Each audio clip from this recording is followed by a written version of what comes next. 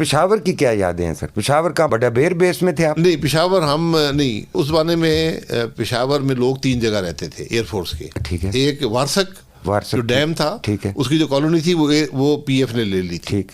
پھر اس کے بعد امریکن گئے 68 میں، تو جو بڑا بیر میں ان کا بیس تھا وہ بھی ایئر فورس نے لے لیا.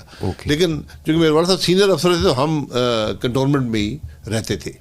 اچھا. پشاور جو مال روڈ ہے اس کے اوپر ہم رہتے تھے، اور بہت اچھا شہر تھا، خوب صاف شہر تھا. اور آپ یقین کریں کہ شاید پاکستان میں اتنا پرامن شہر کوئی نہیں تھا. میرا ایک دوست تھے، وہ بالکل اندرون شہر رہتے تھے، اور ہر روز یا میں ان کے گھر جاتا تھا سائیکل پہ، یا میرے گھر آتے تھے. اور ہم اکیلے، مطلب میں 8-10 سال میری عمر تھی تو میں خود سائیکل چلا کر 2-3 میل اندرون شہر جاتا تھا. کوئی خطرہ نہیں تھا، کوئی پرواہ نہیں تھی. اور قانون کا یہ عالم تھا کہ سائیکلوں پہ وہ لگے ہوتے تھے ڈائنمو جو بتی جلاتے تھے. تو کبھی کبھی رات ہو جاتی تھی تو وہ ڈائنمو خراب ہوتا تھا. ٹھیک. تو ہم سائیکل سے اتر جاتے تھے، پیدل چلنا شروع کرتے تھے، کیونکہ راستے میں 1-2 جگہ پولیس والے ہوتے تھے، ٹریفک پولیس علیحدہ ہوا کرتی تھی. تو اگر آپ بتی کے بغیر سائیکل چلا رہے ہو تو وہ آپ کو روک لیتے تھے، اور وہ 2 کام کرتے تھے. ایک آپ کو پتہ پوچھتے تھے کس کے آپ بیٹے ہیں، کہاں رہتے ہیں، اور دوسرا وہ آپ کے سائیکل کی ٹائر کی ہوا نکال دیتے تھے. اللہ. تو آپ کو پیدل جانا پڑتا تھا. بڑا مسئلہ. اور پھر گھر پہ وہ آدمی، پھر پولیس والا گھر پہ آ جاتا تھا کہ جی اپنے بیٹے کو سنبھالے.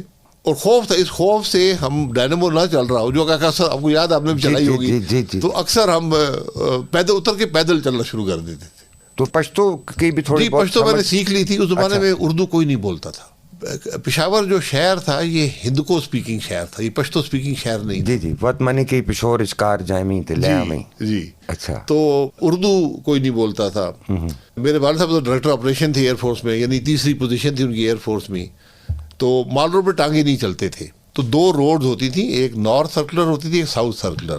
تو ساؤتھ جو سرکولر تھی اس سے آپ جاتے تھے صدر بازار. ٹھیک. تو میری والدہ گھر سے وہ پیدل جاتی تھیں، اور وہاں سے ٹانگا لے کر وہ صدر جاتی تھی سامان خریدنے، گھر کا جو سبزی، ڈبل روٹی، یہ چیزیں، ٹانگے میں بیٹھ کر. واہ. مجھے جب سے ہم پیدا ہوئے ہیں تو ہمارے گھر میں حکومت کی گاڑی ہوتی تھی، لیکن جو والد صاحب کی، لیکن میں زندگی بھر کبھی حکومت کی گاڑی میں نہیں بیٹھا.